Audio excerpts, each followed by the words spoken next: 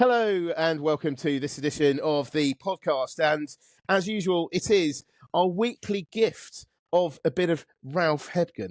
How are you doing today, Ralph? You are I'm good. I raring don't to know how go. you're doing. We're raring to go. I mean, I apologize. A dog has just chosen to find a squeaky toy at the moment. Hopefully that won't come out in the edit. But anyway, I just will ignore your yeah, dog because when I listen okay. to these things, just to see how the quality is, the AI edits Yeah, out the dog. So yeah, when I say something like, "Oh no, your dog came in," then yeah, basically I yeah, look at myself yeah, and there's yeah. nothing. No, Oh my god! I hear the squeaky she's toy. got this squeaky donut basically. Yeah, of She's course. Why just don't literally you give it to her yeah. just when we No, start but doing the podcast? I didn't. I just literally she's got it now. Anyway, right. Let's start. Let's Go, start with go this. on, So go I on. haven't got much Start with time the today. thing. Haven't got much time today. Start So the thing. right. So we're going to be talking about the reawakening of Europe, because obviously quite a lot has been going on. And that's going to be the main topic of today, and we're going to be doing various sorry to laugh, she just keeps doing it now. So anyway, the reawakening of Germany, the reawakening of Europe, that's going to be talking about defense and all that kind of stuff. But I just thought I'd just kick off initially by saying how, and I know everyone's going to think, oh, he would say this because this is what he does, commercial awareness, business news and stuff. It's not that. I mean, it is that, but it's also the fact that current events just show how important it is to pay attention to what is going on in the world around us, because it does actually affect our daily lives, and it's very, very important. And, I think that obviously a lot of people get their news from social media, and I think that is not a good thing, because I was talking to Ralph earlier about how it feels like when you get news from newspapers or the TV, there's a certain amount of, and some people are going to make jokes about this, but there is a certain amount of quality control. There is a certain amount of sort of editorial, kind of control and fact checking and stuff like that, generally speaking. And we watch it, and it's a curated, what we see is a curated load of news stories. Now, the thing that I think the main difference between, say, traditional sources of information like newspapers, like TV and stuff like that, the good, in contrast to that, a lot of people nowadays use social media, and so the thing with social media is I feel that people look on social media not necessarily to be informed, but to have their own opinions validated. So I feel that is a strong motivation for people when they look on, because they're thinking, is this right? Is that right? What's going on over there at the moment? And they might look on there and they seek out stories, and they'll click on the ones that they think, oh yeah, I kind of thought that. And before you know it, you're reading more and more of the stuff that you agree with, and it becomes a self-fulfilling thing. Now, I do, I am on X. I don't. So I started when it was Twitter. I liked the fact that I never used it as a main news source, but I quite like the fact that sometimes you could get things from Twitter earlier than everywhere else, because it would be breaking news, and it's a live feed. Quite exciting. And if you start seeing loads of notifications, something big is happening. The thing is but I think that since I feel that as time has gone on, as it's become X, it recommends more and more. It tries to recommend shocking things that will provoke emotion and reaction, because it's good for engagement. And as a result, I don't want to click on anything. I'm just using it as, flicking through, using it as a sort of gauge as to what people are kind of thinking at the moment. And I think that that's not a healthy way. So I'm doing that, but I am also looking at all this. The problem is if you only do that, and you flick through and you're validating the stuff that you already think, you need to make sure that you're looking at different news sources to try to help that, to make your own informed opinions. And it is, I do feel very strongly about it, as you can tell, and that's why I'm trying to do Watson's Daily as a way of trying to help people to understand and to look more broadly, because I'm using 5 different newspapers every day. I've got no, I'm not like an investment bank. I don't have any affiliations. I don't have anything like that. I'm just doing it. I have been, as both of us have been in an investment bank. Because of that, we have experience in it. We've seen what it does. And I'm just genuinely trying to help people to understand this stuff. And that, that's the thing. But anyway, sorry, I'm ranting away. But it's just so important, I think, it's so important for people to really get, to really take notice, I think. It is. And whether it's Watson's Daily or not, that's fine. If it is, great, and you're an absolute legend. But if not, then you're still you're still all right. But you just need to, is. yeah. It is super important, because the times we live in are like quicksand. They are shifting all the time. They will affect our daily lives, in our investments, in our security, in our homes, and that is absolutely the truth. Yeah. What we need to do, therefore, is to learn to think for ourselves. Mm-hmm. And if I click on the sort of stuff which I think anyway, then, as you rightly say, all I'm going to get to is self-validation, but I'm not going to learn anything new. I will not be able to form an opinion which is informed. And as being informed will mean that I can develop, and from there put something into action. Yeah, definitely. Most of us don't have the time to do that, and that is where your excellent product comes in, because you are summarizing it, you're interpreting it, and then we can basically read it and make up our own view.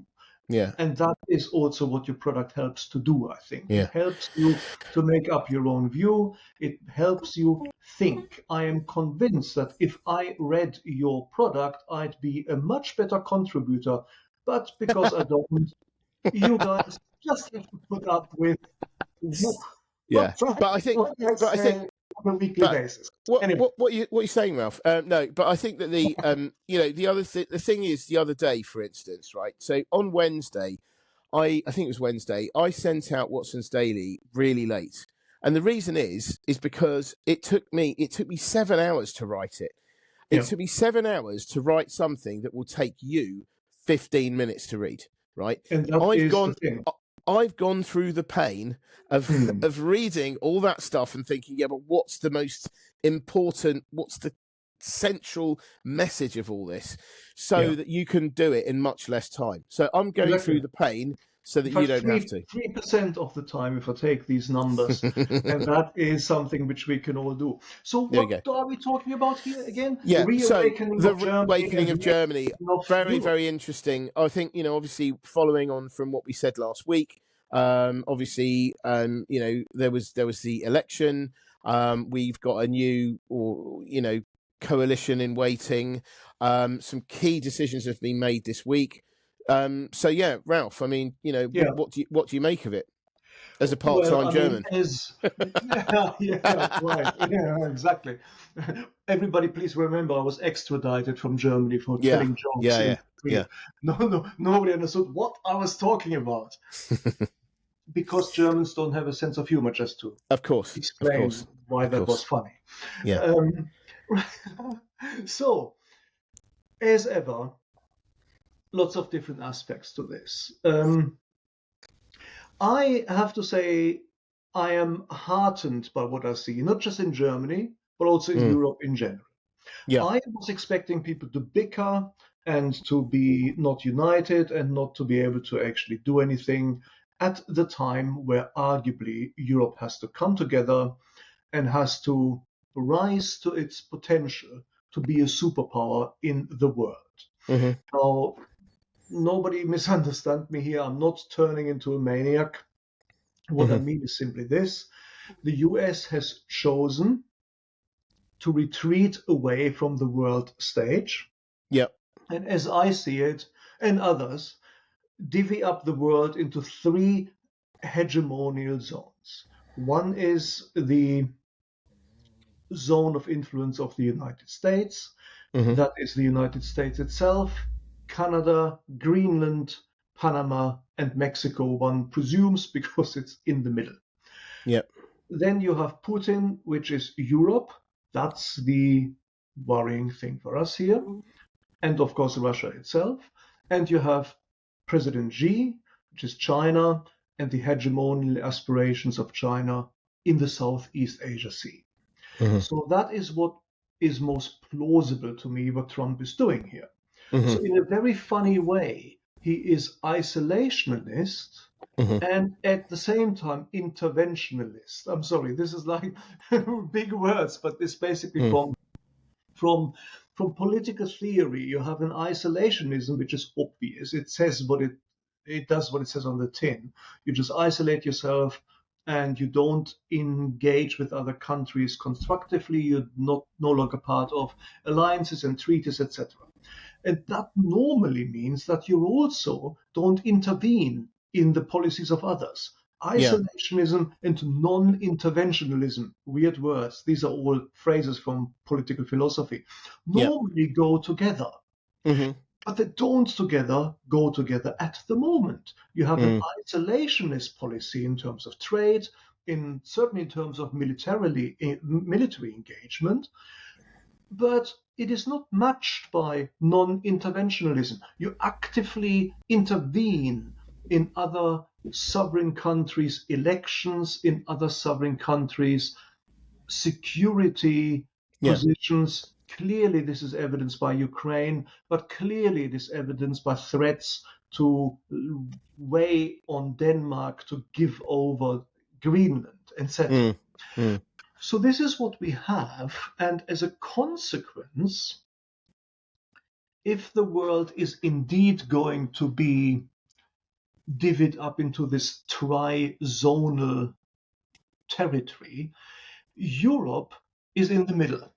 Mm. Now Europe is in the middle between what used to be an ally in the West and is now, in all but name, an adversary, Mm. and an adversary in the East. And Europe is squeezed in the middle. Now, if you look at Europe, the GDP of Europe, the 27 EU countries in the single market, plus England, which is sort of territorially now coming back into the fold, Yep. rivals that of the US. There are Mm-hmm. more people here. The market is bigger than that of the US. Mm-hmm.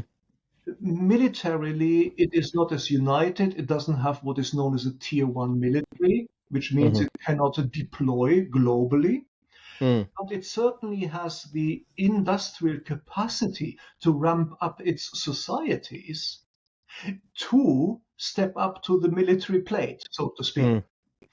And if you add this together, then it clearly emerges, it being Europe, as a power which has the potential to be a global power, Mm. but never really had the aspiration. Mm. Now, the aspiration or the necessity to become one is forced on Europe. Mm. And so this is the preamble. And into this particular analysis of the world, which I would like to offer, slots our theme, the reawakening of Europe. Because it's Yeah. all very well to look at this. You know, I studied history as one of my degrees, and I looked at history. I can actually, make these statements. It's all very well to do this, Ralphie, somebody Mm. would say. But what's the reality? Europe is bickering. It doesn't come together. It can't even organize the single market without one particular important country leaving. Mm. So there is no hope. But indeed, I believe there is hope because the events of the last week have shown Mm. that Europe apparently is a lot more capable of acting decisively and swiftly than such, albeit justified, concerns would lead you to believe. Mm. So these are our two themes: reawakening of Germany and reawakening of Europe. So let me Mm. tick off the first one, and then I'll allow you to come in and word in edgewise. But That's all good. Germany in particular is an interesting one because clearly we've now had an election. Even after several years of deindustrialization, Germany is as yet for now still the driving economic power Mm-hmm. within Europe. Mm-hmm. And it is potentially capable of reindustrializing and changing its society towards one of the most important and preeminent suppliers of war material in Europe. Mm. I'm not saying that's a good thing in itself. Of course, I would never say this. No sane individual would say that. But it is forced upon us. Mm. We have to do something. And this is one thing which Germany would be able to do. Second point, it has to have the political will to do that. And in the last government, it just didn't have that. Scholz, Mm. the outgoing prime minister, was the architect, I believe, of indecision. To cut him slack, he did not a poor job, but he could have done a lot stronger a job. Merz, the new prime minister, is coming in and has already done things which I think are actionable and important. The things which I'm talking about here is to create funds that will be able to invest in the industries which sadly we now need to strengthen, and that Mm. is defense spending, the defense industry. Mm. Now, just to remind you guys why this is difficult, because, and I said this before, Germans don't do anything by half. You do remember VW, the cheating thing, when they Mm. cheated? They have a department for cheating. I mean, it's just astounding. It was yeah, it was a properly engineered cheat. Yeah. And when and when they try to regulate the ability of their economy to raise debts, they also don't do this by half. So they could have done a regulation, they could have done Mm. a law, but they didn't. They changed the constitution to Mm. make it as difficult to relax the debt ceiling as it can possibly be. Yeah. Now, if you want to rechange the constitution, you can do that, but you need two-thirds majority in parliament. Mm. The newly incoming parliament, which is the parliament to be convened, I believe, on the 25th of March, Mm-hmm. is not going to have the majority to do that. The extreme left and the extreme right can be expected to vote together against the relaxation of the debt brake. It's called Mm-hmm. the debt brake, the ceiling. Yep. And that means that you can't change it constitutionally. It's going to be difficult. And so what everybody expected is Germany to be hamstrung by this, and it won't happen. Mm. What happened instead is that the current parliament, which only is in existence, is going to be in existence for several more weeks, Mm-hmm. has already passed. Actually, it hasn't passed, but it is now under consideration. A 500 billion euro Sondervermögen, a special fund, to Mm-hmm. invest in infrastructure and defense spending. Mm. I believe there's no question that this is going to be passed, and Mm. so Germany is moving fast as Mm. as it can. The new government knows exactly there is going to be headwind in the new parliament because of that blocking minority which I have mentioned, Mm. and they are going and they are not just looking at this like a rabbit in the headlight. They are saying, okay, fine, so we need to do it in the current parliament. So let's rush this through. That's Mm. point number one. Point number two, the Bundesbank, the federal bank, has found a way to reform the debt brake, which is currently, I believe, set at 0.35%, I believe, of GDP, and they Mm-hmm. have reformed it and now Germany is able to relax the debt ceiling up to 1.4%. Right. That is going to happen with the Bundesbank reform. That's the second point, which is good. Hmm. And third point, Merz is trying to make exempt defense spending Yeah. from the debt brake altogether. Right. Again, potentially bringing in an ability to be very relaxed in the way in which military spending can be Mm. funded. And Mm. what we see as a consequence of that, because the stock markets can always be relied to anticipate or to monetize or quantify, if you wish, potential future developments. The stock markets have reacted astonishingly. The DAX 100 has ticked up, driven by defense stocks, Mm. Rheinmetall, and in particular Rheinmetall, but also Eutelsat, which is going to Mm. be developed, one believes, as a rival and alternative to Starlink, because we can't be Mm. sure anymore what Musk is going to do, because Mm. he's turned insane as well, apparently. Mm.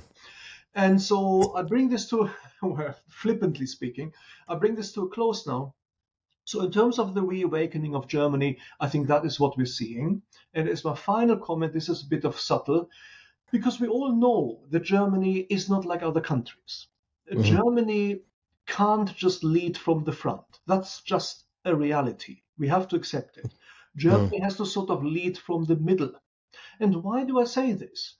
Because there was something going on before 1945. Mm. Now, I can't quite remember what it was, Mm. but it wasn't good. Yeah. And Germans still have a guilt complex about this, and they should have. No, actually, they should not have, but it is understandable that they have. Mm. Mm. And this is my final subtle comment. In the reawakening of Germany, I think it is now important for Germans in general and for Germany's policymakers to let go of that past, to let Mm. go of the specter that this can happen again. Germany needs to step up to the responsibility which it has in Europe. What I Yeah. said before about the potential for Europe to become a soft quote superpower in the world, Mm. that is not going to be possible without Germany. Mm. The three dominant economies in Europe, the United Kingdom, France, and Germany, they, I believe, they have the historical responsibility to step up to the plate. Yeah. As far as I can see, it is happening. Mm. It's I mean it's interesting, isn't it? I think at the moment you can see that happening. There seems to be a big groundswell. There is rare unity of purpose, and I think that's great. The key, of course, is going to be whether they can follow through with this, and whether they can then go that step further and actually execute what they say they're going to do in a in a good in a proper time period. Yes, Because they can't be, sticking in Mars, pushing their own agenda and all this kind of thing. I mean, it almost feels like a pandemic moment, this, because it feels to me like when we were in the pandemic, everyone suddenly everything got done faster because there was a unity of purpose. good point. The fact that there was a vaccine within a year or something, when it normally takes 3 or 4 years. The fact that Germany got LNG terminals when that normally takes a few years, and suddenly they did it in 6 months. All the the LNG, the ones where you can receive the LNG that's been shipped over from America. But all of this stuff, it does show that all of this, big things can get done when there is the mind to do it by as many, by more countries. Yeah, And I think that this, it seems, is uniting Europe more than it has more than it has in the past, and I think that as long as this can continue, and that players are willing to be reasonable, then and have a bit of give and take, then it could, it could turn out to be something that is good, but Yes. it's too early to tell yet. Well, indeed. I mean, the challenges, of course, are enormous in this. If we're thinking in terms of security architecture, then sure. I mean, I'm not going to go into this now. We don't have the time. But if we're talking about a peacekeeping force or whatever it might be, that might come out of the negotiations, whatever they may be. But before you even go there, well, you have to have the money, first of all, to equip a peacemaking force. And given the state of the economies and in Europe, this is by no means clear that we would have been able to find the funds. But now we have 500 billion euros promised or spoken for in Germany. We have 800 billion euros infrastructure and defense fund in Europe. I don't know whether it's part of it or not. I think it's not. So we have more than 1 trillion available. And these are very material monies indeed. Elsewhere, we are talking about unfreezing the 300 billion euros of oligarch money, which are frozen in Europe. And there is still bickering, and there is still unclarity of how to do it. But it is being discussed with a lot more purpose now, and that will help. And so the amount of monies which are available are very material indeed. But I'm not trying to be optimistic here. I do think that there is a chance, that there are opportunities which even 2 weeks ago we wouldn't have been able to tap into. Yeah. No, I agree. I think not resolve the challenges per se, but it certainly prepares us better to take them on. Yeah. No, absolutely. I mean, I think we're gonna. I'm sorry, we're gonna have to go leave it there. But maybe we should do a part 2 or something. Yes. But yeah. So we'll see what we can do about that. But anyway, for the time being, we'll have to leave you on that cliffhanger. And thank you very much, Ralph, as always. I'm going to leave you with a positive note in the Jeremiah of negative news, which we are swamped with. Yeah, I think that in itself is not bad. So I'm speaking to myself now by saying, don't lose heart. There is always there is a lot of strength and a lot of resources available here in Europe. And it appears to be the case that we are able to garner them in a lot more efficient way than we used to be.